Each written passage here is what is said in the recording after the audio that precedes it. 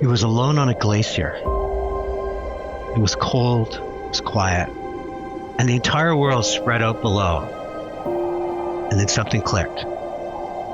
In that stillness, Tim Cormode knew his life's work would be about opening doors for others. Why is this sector so limited in providing opportunities for people to be the best that they can be and reward them financially for doing so? And that moment became the seed of not one, but two ventures, Power to Be and Power to Give. Each transforming lives in different, but equally profound ways. We have to disrupt a little bit of what we're doing here and get away from the feel-good statements and start looking at this as a business and what is not working in the giving side of things that can be different and better. Today, we'll hear how Tim's upbringing shaped his moral compass and what drove him to trade security for a calling. How he's built one of Canada's most innovative adventure therapy programs, and why he's now reinventing philanthropy itself. Great organizations are those that share their resources with others and they don't silo it and they control and try to own it all themselves. At the end of the interview, I'm going to ask him a question that has no easy answer. Can you ever feel fulfilled when the need is always greater than the capacity to meet it? As soon as you put your feet on the desk and you're satisfied, that's when shit hits the fan.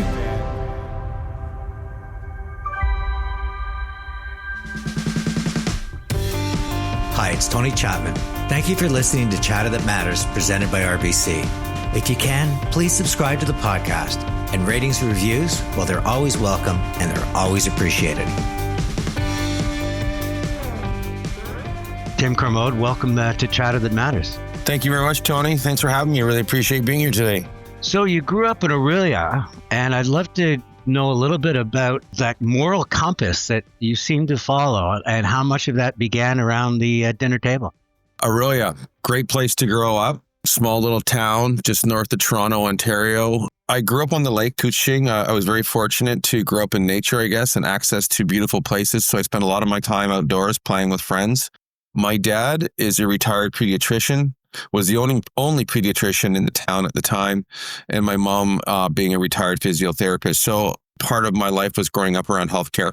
I had the fortunate opportunity to go and on site visits with him and go and watch him on his clinics and meeting with kids, etc. So, and I really enjoyed it. Actually, I always asked, like, can I go with you to the hospital? And he always would say to me, don't be a doctor.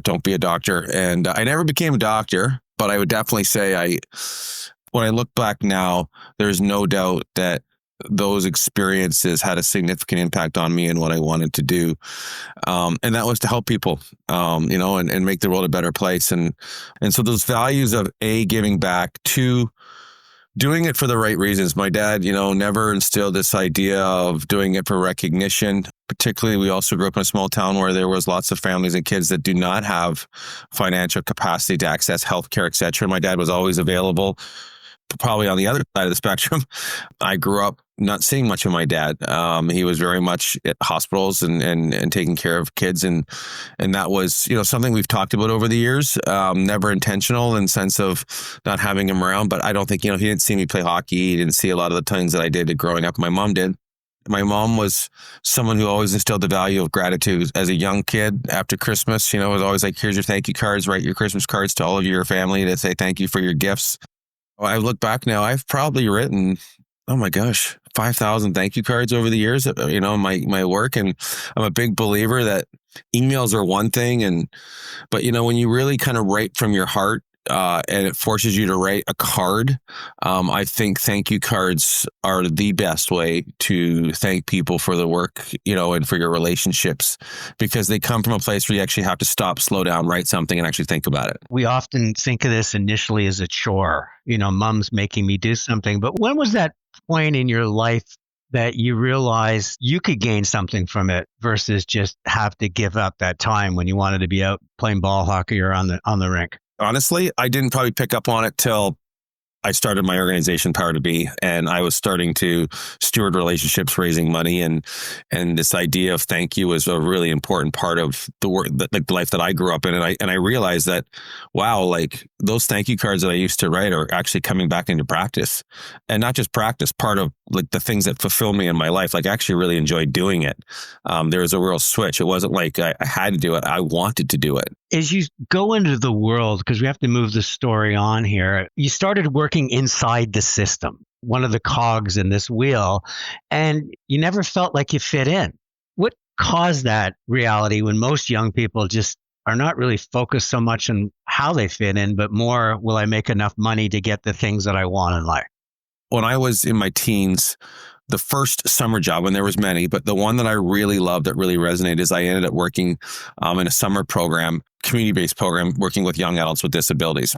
I loved it. There was something there that I felt, man, I have some calling here. And so when I went to university, I needed work. And so I ended up getting a job in a group home, which was a community housing support program for people with disabilities. And then when I finished university, I moved out west. So just for context, I moved out west because my dad did his residency at BC Children's Hospital. So my siblings were actually born in Vancouver. So we had a lot of relationships in Vancouver, but in a very young age. So there was a lot of connections that fulfilled me later in life. So I moved out west, moved in with my godparents. I was going to university, thinking of doing a master's. I just realized, one, what am I doing? I don't really know if I really want to do a master's, and I had a significant student debt, and decided to move out of university and decided to pursue work. And I ended up, through my work experience, working in a hospital with young kids with disabilities. And I want to be really clear. I understand culture, and fortunately in this circumstance, there was a real disconnect between management and workers, meaning like I was there to really help kids. And I felt there was a lot of dissension between staff and feeling like not respected and valued as staff with management. I don't think that was the case. I think it was just the feeling, but I lived in this world every day where people could constantly complain about their jobs. I just realized, like, I'm not here for this. Like, I'm here to actually help kids. And it was really kind of like a weight on my shoulders. Like, how did I end up in this place at 27 years old where my purpose is feeling like I'm working against something that really means something to me? My relationship that I had broke up, and I was like, what am I going to do next? Like, I really thought this was my calling. So I ended up going to mountaineering school, of all things, in Canmore, Alberta, and immersed myself in learning a variety of outdoor activities. And one day, climbing a mountain, I sort of said to my instructor, look, you guys go climb this peak. I just want to sit in this beautiful place. And it was in this glacier and this beautiful little lodge in the middle of nowhere. And I just had a chance to actually hear nothing, like the sound of silence, and literally look out over the mountains and listen to the wind. And honestly, it hit me then on that day. I was just like, you know what I want to do? I want to help others. I want to use nature as a vehicle to see what's possible, because I'm experiencing it right now. I didn't know how I was going to do it. I just knew that's what I wanted to do. Tim, it's interesting. I just interviewed Mike Kessel, who's the CEO of Cleveland Clinic. In the middle of a great conversation about healthcare and everything else, he said, you know what we're in business for is to create memories. If I can extend somebody's life and bring them more positive memories, that's a job well done. And I'm wondering, does it take a certain individual? Because you already remind me a lot of, Mike, the sense that I have insights into the world around me. In the case of the hospital, it was culture. But in the case of yourself being still on that mountain, I'm not going to ignore. I'm not going to push aside, even though it might be against society's norms. Tim, you should get a master's. Tim, you should get a job. Tim, you should be responsible. Do you think that that's baked into somebody's DNA, or is it just is something we can learn by being more self-aware about what really matters to us? I have never done well with accepting gratitude for the work that I've done, being recognized for the work that I've done. I remember my mom always be like, thank you, Mom, or people would thank you. She's like, oh, no, you don't have to thank me. She always want to thank everybody else, but she never wanted to be thanked herself. And I'm not saying there's a reason. I'm just saying I've always felt very uncomfortable doing that. So I guess why I'm saying that is I truly believe the work that I've done hasn't been motivated by my own desire to be recognized, although I would argue it is important, and I acknowledge that I should accept those things in a more meaningful way. But I've been driven by this idea, that helping others and helping people get, fulfilling lives, and seeing it firsthand, when people really sort of are the participants that used to go through our programs at Power to Be, for example, like that was the motivation of why I showed up every day, because the work that we were doing was meaningful. It wasn't like data driven. It was experience driven, and watching people come into this program, with a wheelchair, for example, and thinking they could never get in a kayak and go paddling for the first time, and all of a sudden adapting to their needs and seeing them experience this and being on the water with them, guiding them, not just creating the experience, was the motivation behind it. And so, the driving factor for me has always been around making others feel inspired about what's possible in their lives, having the fortunate opportunity to do that in my world. Like that's what I've done as in my job. And I feel very grateful that I've been given this opportunity to do so, because quite often I think a lot of people's jobs are not about satisfying others in the sense of purpose and place and discovering what's possible. You just sort of framed power to be, and you talked about someone who thought they couldn't get in a kayak. And that's really what was the result of you coming off that glacier, was to create this thing, right? Adventure, therapy, inclusion under one name. When did you know that this dream was something you were going to actually do? Me sitting here with you today, I would have never thought when I started this organization we'd be having this conversation. So here's the two things that I think at that age that really impacted this idea. One is I had an idea, and I went and I decided who is out there doing this work so I can actually see and experience it to really think, am I on to something? So there was an organization in Colorado that was doing this work and very well established. And I flew down and volunteered for 10 days. And I realized, so when I was there, that's when I really, the idea of what I wanted to do was real. And I was like, this is what I want to do in Canada. And so I came back, I was unemployed, and through a government program, and I'm not a big fan of government funding, but I will say this was an instrumental part of my life, that being on unemployment insurance, there was a program that allowed you to create, potential business plan and support your own self-employment. They gave me the ability to have some financial means over a year to develop this business with Power to Be and surround me with mentors where there was gaps. So financial management, marketing, branding, and I met some lovely human beings that really helped me build this business. It started out like really focused on one small thing, which was helping young people with acquired brain injuries, generally males who were very active that had brain injuries that would probably never work again, and helping using nature and adventure as a vehicle to rehab in their lives. And that's when I really started to realize that, okay, we're on to something.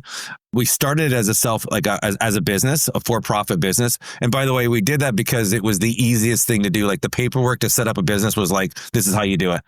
I had no idea about non-for-profit work and what that looked like, but I did know that our revenue model would not work because the people that we were trying to support and satisfy did not have financial means to participate in our programs.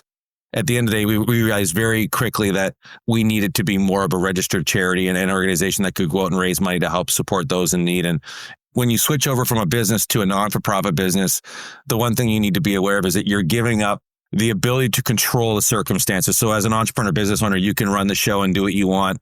As a non-for-profit, you have to build a board of directors. You're an employee to the organization as much as you're still the founder, but they decide your employment. You don't own the asset. I just want to let go and trust the people around me and find the right people on our board and help build this thing together and make it something really special. Did you find that Yoda, because you don't strike me as the detail guy that's going to sit down for 2 or 3 days and go figure out all the steps of becoming a non-for-profit. So did you find someone to share your vision with that said, listen, this is what I do well, and I'm happy to do it?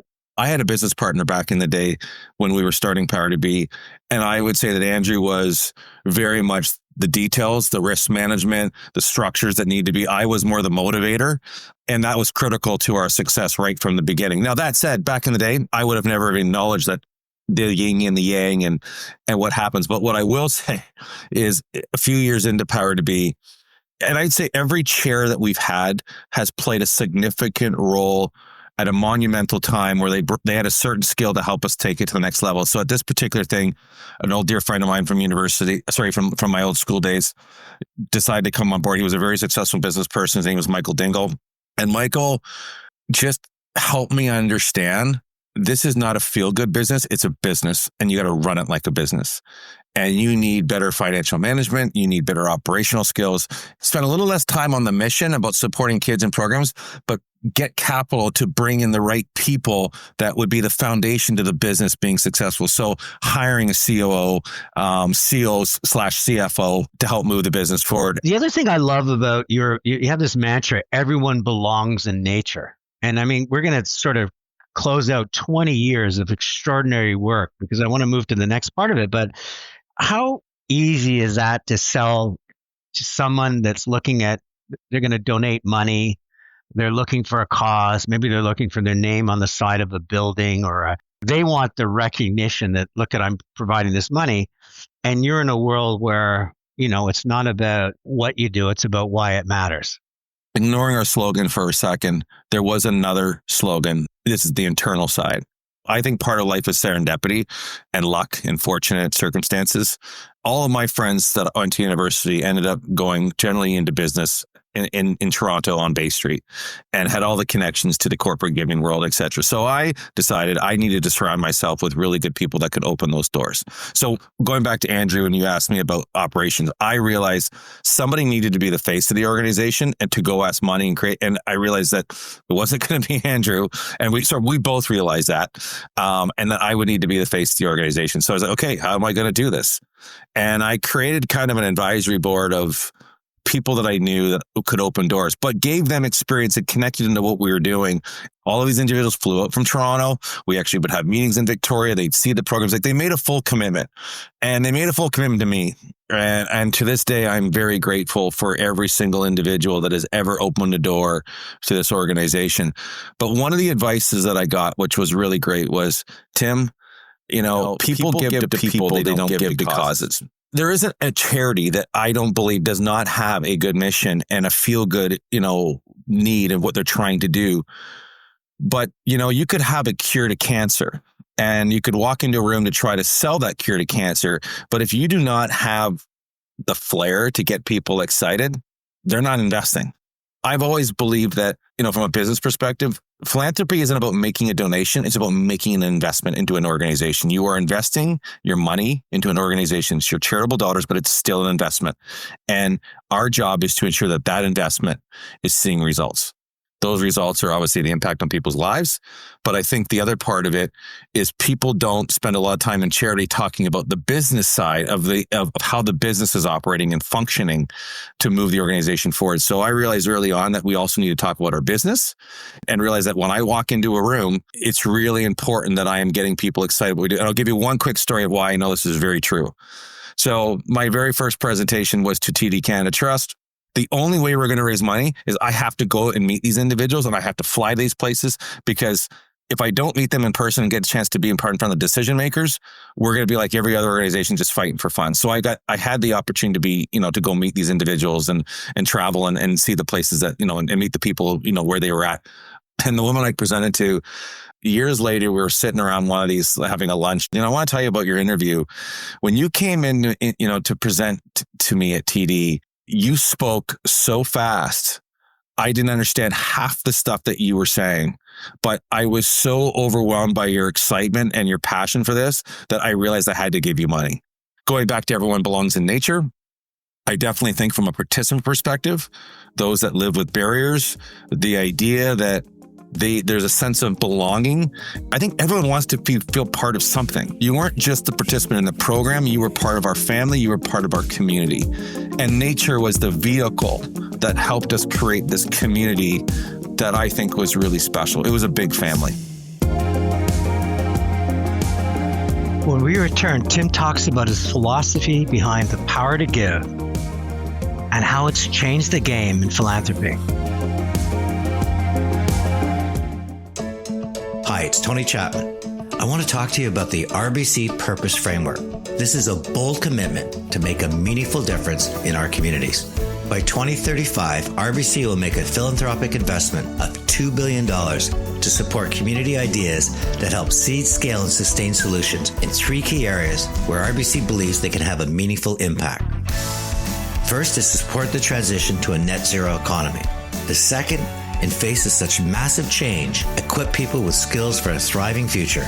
And third, drive equitable opportunities for prosperity, including food security, housing stability, health services, and financial well-being. When communities thrive, we all prosper. And that matters to you, to me, and to RBC.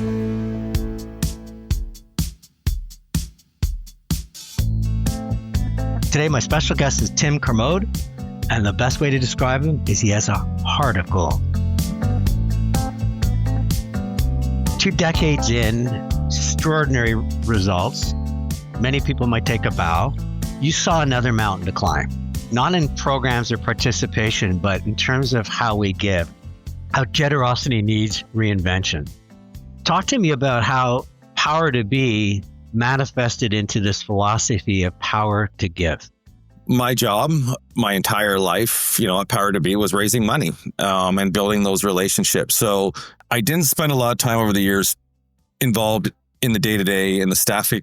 My job was my relationships were everyone in the community that were actually supporting the organization, stewarding those relationships with a team of people. I will say this, I wasn't sure, but I could tell you that I was feeling at times uncomfortable that there was a disconnect between philanthropists that provided funding, whether it was corporations, foundations, and those receiving money. And I'll just give you an example. A big part of our work is writing grants. And the paperwork around writing grants can be very extensive. In some cases not, but quite extensive. And over the years, I got pretty good at writing grants, but I started asking myself, why are they asking all these questions? And what are they doing with this information? Are they actually doing something with this information? And why do they care about, for example, overhead? There's always the question all the time, how much money goes to administration? How much money goes to your programs? It was almost like the scarcer that you utilize your resources, the more you were rewarded to get money. Meaning it wasn't about abundance and thinking about abundance and what's possible. It was more about thinking about what's not possible and being as trim as possible as an organization to ensure your charity dollars go as far as possible. But at the same time, looking at our organization of all the constraints that we had individually, how do we pay people really well? These are people working with vulnerable populations that require exceptionally gifted social workers or youth workers that require being paid well. Cost of living, to rent, to have a house, to have a home, to have a family. Why is this sector, so limited in providing opportunities for people to be the best that they can be and reward them financially for doing so? For a $5,000 check, we probably took $10,000 of our time to get a check. So we were actually in a deficit. So we were in the hole. We weren't ahead of the game. Then in my meetings with individuals, with philanthropists and the theme of the conversations, there was a sense of skepticism around charity. Are you spending your money correctly? There was no risk taking. Entrepreneurs, how do you build a business? Any successful person that's built a business that gave us money probably took a risk at some point in their life where they failed. And that failure created the best possibility, an outcome, which was a successful business. In our sense, if we take risks, and we spend money on risk, and those projects don't work out, we're deemed an organization that's not being successful. I would argue that's not true. You have to fund and be open to the idea that organizations are going to try to do big things to make the world a better place. And if they fail, let them fail and fund them again. And I would also say the last thing was the grants were very restricted. It was I had to write a grant to get a kayak, when really what I needed a really good staff person that could help these kids in their lives. I know my business. I know what we need. So why don't you just let us spend the money where we need to spend the money? So based on all of that, someone asked me one day, hey, what do you want to do next? I was like, you know what I want to do?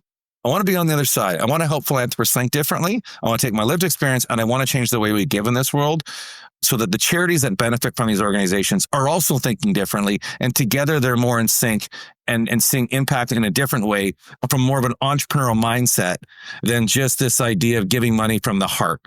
It has to have a business side to it.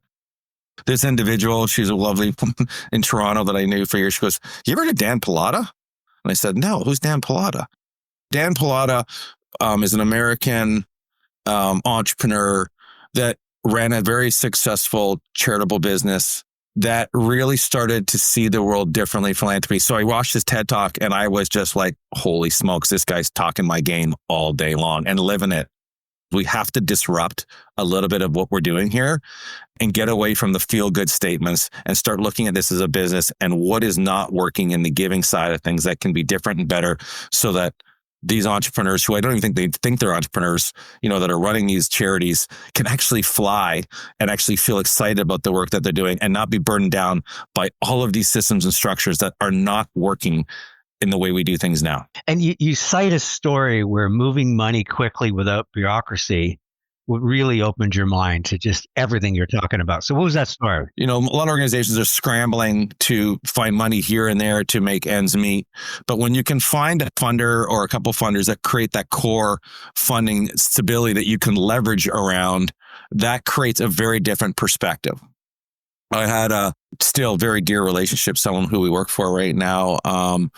their whole life was, I just want to give my money away before I die, and I just want to see the results. And I trust the people that I'm funding in a way that it's up to them to decide how that money is going to be spent. And we were one of those fortunate organizations that were a recipient of this, particular individual. But so as a result, I started to see how our organization was shifting and changing because of that core funding and the ability for us to make decisions that were right for us. And so what happened was, I read this book called Forces for Good, and it was all about what the world of not-for-profit needs to look like in the next century.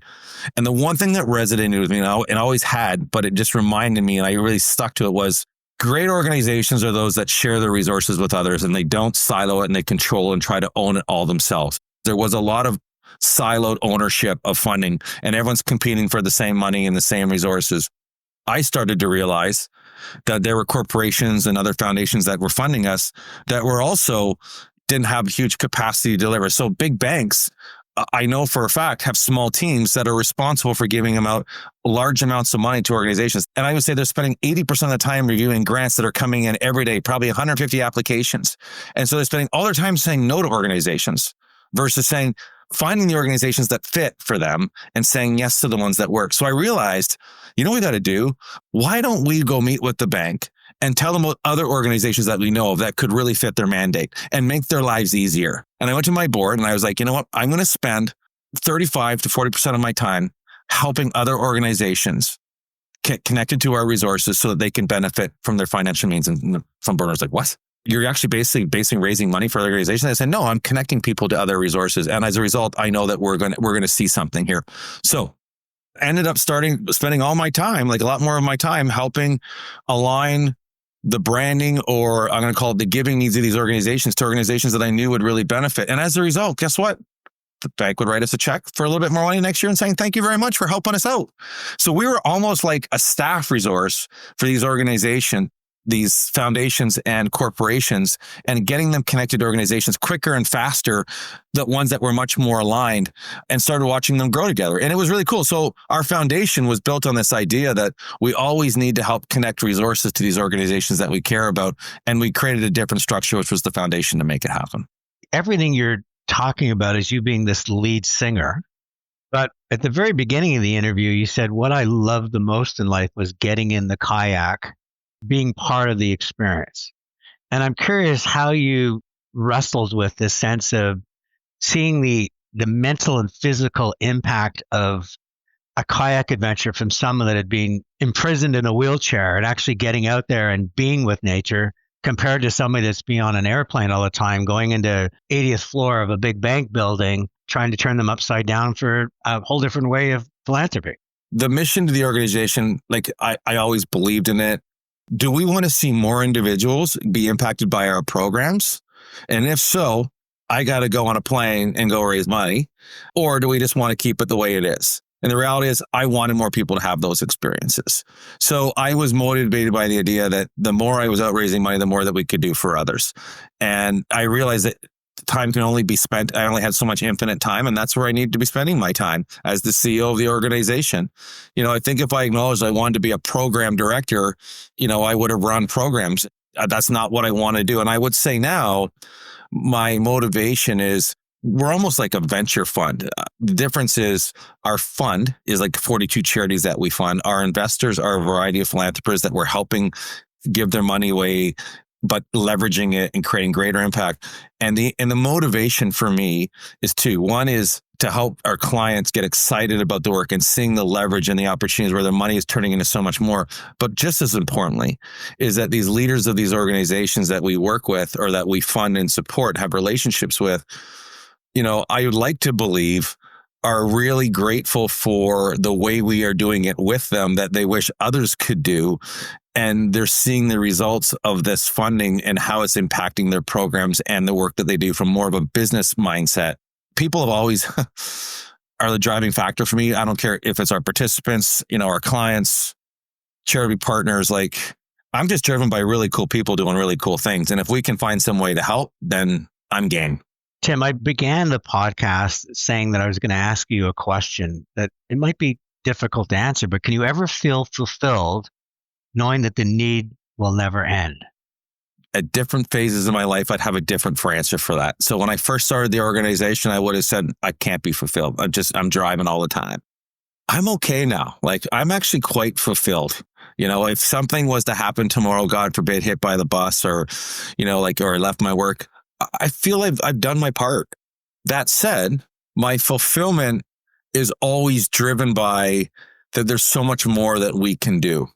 There's always something more to be done. In fact, if you're running a good business, you should be thinking that there's always something more to do. I was a big believer, going back to fulfillment. I always said, as soon as you put your feet on the desk and you're satisfied, that's when shit hits the fan, because you're just sort of taking things for granted and you're like, this is good. So I guess my fulfillment has never been driven by this idea of actually reflecting back on what I've done. And I think I said earlier in the podcast, I never really I was never someone who could accept recognition or gratitude, but I'm also someone that never really reflected on our successes. It was always like, what's next?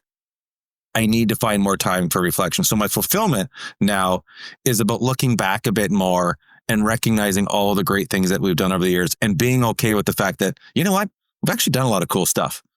I get to wake up every day and do something really fun and cool that makes something that gives me purpose. And I'll just give one example that was probably one of the coolest things we've done in a long time. So we helped fund a skate park in Smithers, BC. What I realized with skate parks, yes, they cost me $1.5 million to build, but they last a long time, so their depreciation is slow. And it takes it's $25 for the skate park for a kid to go. And it's a place of sanctuary and safety where kids get to come that feel different, to enjoy something different, but in a healthy environment that's away from the other influences of drugs and bullying, et cetera, et cetera. And I didn't know that until I started seeing it. But here's where I'm going with it. One day I was watching a documentary on Netflix on Tony Hawk, well-known, the best skateboarder in the world. And I was watching him and just his motivation, the things that drove him over the years as a teenager, reminding me of myself to a certain degree. But I was like, wow, this guy's cool. So the next day I wrote down Tony Hawk Smithers ? Meaning how do I get Tony Hawk to Smithers to open up the skate park? Is this possible?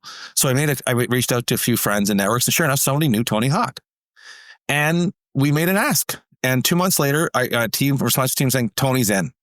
But the cool part about Tony, when we chatted on a call, he said, here's what, I will do this, but here's the deal. I don't you can't market this, because every time I go these things, everyone comes from everywhere and I never get a chance to skate with the kids. And all I want to do is skate with the kids. So our job was to keep this small and a surprise, which I thought was the greatest challenge ever. Meaning how do we contain this information versus most people, you want to market this because it's all about your brand. And by the way, I did want to, but we couldn't. But when we showed up and surprised that community with Tony Hawk and half the town showed up at that skate park, and watching him and his entire Birdhouse team do what they did, my hair was I was just like, holy shit, this is something completely different that we've ever done. And the fact that idea was even possible when I woke up in the morning was really cool. And that's the kind of stuff I get to do every day. And that's the kind of stuff I'm very grateful for. And I'm very fortunate for that the people I've met over the years can open those doors and that trust that we have built over the years with people. And I would argue that when we phone or make a phone call, when people see our phone call, they pick it up because they know there's something cool on the other end that's going to give them some purpose. Tim, I'll honor your mom and not acknowledge all the different awards and citations that you've received, and just move to my 3 takeaways. And every episode that I do at Chatter Matters reminds me that purpose, a word you just used, is rarely discovered in comfort.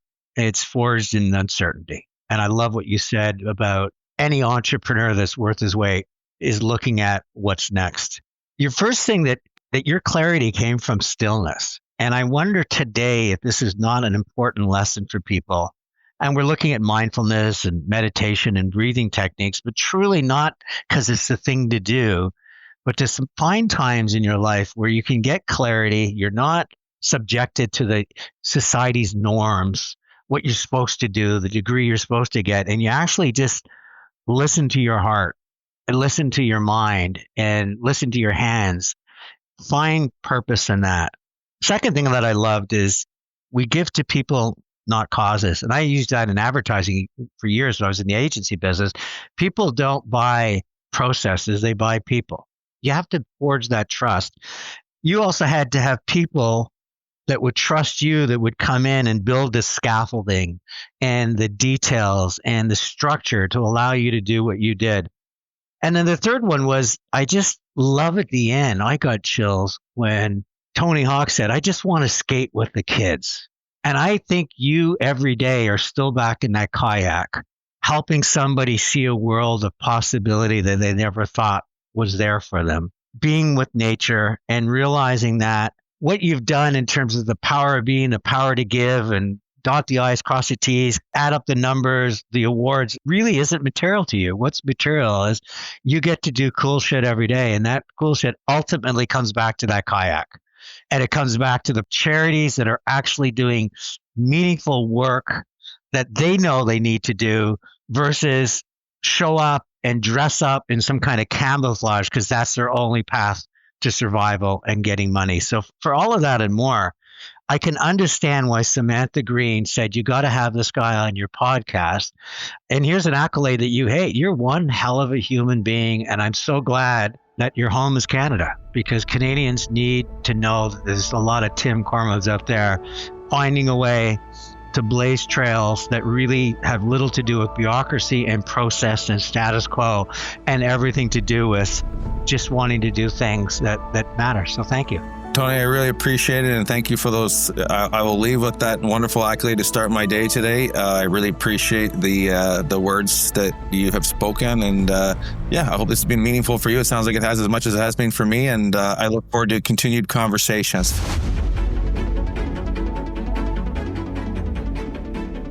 Returning to my show is Andrea Barrick. She's a Senior Vice President, Corporate Citizenship and ESG at RBC. I encourage you to follow her on LinkedIn. She's had this diverse career path, roles in healthcare, the public sector, and in politics. But she always finds this common theme in each of her roles in terms of creating, amplifying, and executing ideas to help organizations build a better world. I think for the average person, when they think of RBC, they think of you obviously as a bank. Most Canadians have some type of financial relationship. And they also think about the big things you do, the Taylor Swifts and the TIFF and the golf. But what I am so proud of, and I have the inside track as I work with the organization on a weekly basis, is what RBC's purpose framework, empowering ideas for people on the planet.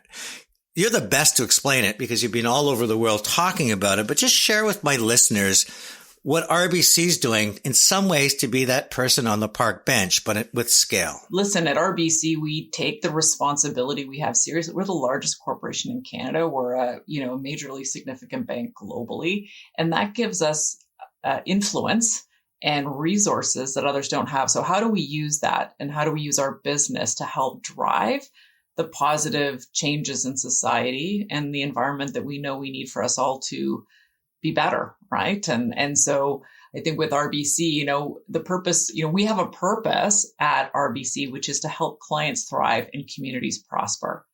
And we think we can do both at once. We don't have to trade off one for the other. And so the purpose framework really is an articulation of how do we do that? So we set out, what are the societal challenges that impact our business today, but in the future? Well, it's environmental crisis. It's this rapidly changing workforce. It's growing inequalities in our society. I mean, that affects all of us, but it affects the business that we're in as well. So we set these three ambitions, focusing on both people and planet, and sort of decided to put some resources and money and energy and our people behind making that happen. Now, I heard there's a big number. I want to make sure I have it right. So what's the plan in terms of the next 10 years that RBC and the RBC Foundation is investing against this? Yeah. So, I sort of back up to say the purpose framework actually is about everything we do. It's about how we use our products and services. It's about how we use the advice we give to businesses. It's about our people, our own operations. But community investments is a very visible and public way that we can demonstrate how we're making a difference. And so we've set a target for $2 billion by 2035 to help accelerate the transition to a greener economy, to help invest in skills for the thriving future, and to really try to drive more equitable prosperity in our communities. What's the narrative so that the individuals listening and getting involved and getting engaged realize that these three pillars are pillars that we can stand on as a country to grow our top line versus just simply being something that might benefit, for example, your bottom line? For sure. Well, I mean, ideally, as I said, that's the trick in jobs like mine is you have to do both. RBC is able to make commitments like that $2 billion because we run a successful business. And so we need to be able to run a successful business for us to have the resource and have the influence to drive the change that we see possible in the world. And, different companies have different cultures, I would say. And at RBC, I've been there about 19 months, as you know. And one of the things that really attracted me to the organization is that from the board and the CEO all the way throughout the organization is people really believe in doing the right thing. That's why they want to join RBC. That's why they stay at RBC. And in fact, our team, we run community engagement and volunteers, and we can't find enough opportunities to meet the demand for our employees who want to get involved in helping. Like we actually need sort of more things for them to do. And so I do feel like it's not just a headline about a big number. It's really just in the DNA of the culture of RBC. What advice can you give to individual Canadians, small business owners that might not have your resources, but want to do their part to where you're focused on in terms of the environment and making sure the kids have that sense of possibility and going into some neighborhoods that really deserve to have the playing field level? What can we do to support what you're doing? Yeah, I mean, there's a couple of different things that I'll touch on. One is at the individual level, because I think that is universal. We are all individuals. So let's look around at what are the networks that we have? Who are we connected to in our community? Do we, I think one of the things that I've learned over the years is sometimes we're not even aware of the real issues that are facing our communities. And I actually learned that through politics, Tony, when I knocked on over 10,000 doors, because I got to hear from real people who live lives that are different than mine. Right. And so I think just actually really trying to be curious about the communities that we're in, the network they're in, what are people going through makes a difference. And then there's the choices that we make, like on the environmental front, could we throw in a meatless Monday? Could we not have bottled water and instead just, use the tap? Because actually, most places in Canada have great tap water anyway. Are we looking at, could we replace our furnace with a heat pump instead? So, there are small choices of things that we can do in our individual lives. And then for businesses, our economy runs on small business. And so that's actually an area of huge opportunity. So I think for small business owners who, I have to acknowledge have had a bit of a rough time of it with COVID and inflation and cost of everything. But, in their own operations, are they, who do they buy from? Are they ordering lunch from maybe even a new immigrant to, the city? Like that makes, where you put your business makes a difference. So I think there's things that, we look across that we can all do regardless of where we are in our communities or in our companies that will sort of further our own values, which is what this is really about. I told you before, and I'll tell you again, you must come on and be my primary guest in the show. I know you're reluctant to do it because you have such your own beautiful story, but I just think that your words are words of encouragement, that there's organizations doing their part, and more importantly, some fantastic words of wisdom in terms of what we can do our part, because I think collectively, if we rally behind what you're really rallying behind, treating our planet with love, treating each other with love, helping the young kids talk about possibility, and really just understanding that the more we level the playing field, the better we'll all be. I think if we all take that to heart, I think we'll be better as individuals and a better country. So thank you for joining me in Chatter That Matters. Well, thank you for spreading the word, Tony. It's always a pleasure. We appreciate the amplification of those ideas. Once again, a special thanks to RBC for supporting Chatter That Matters. It's Tony Chapman. Thanks for listening, and let's chat soon.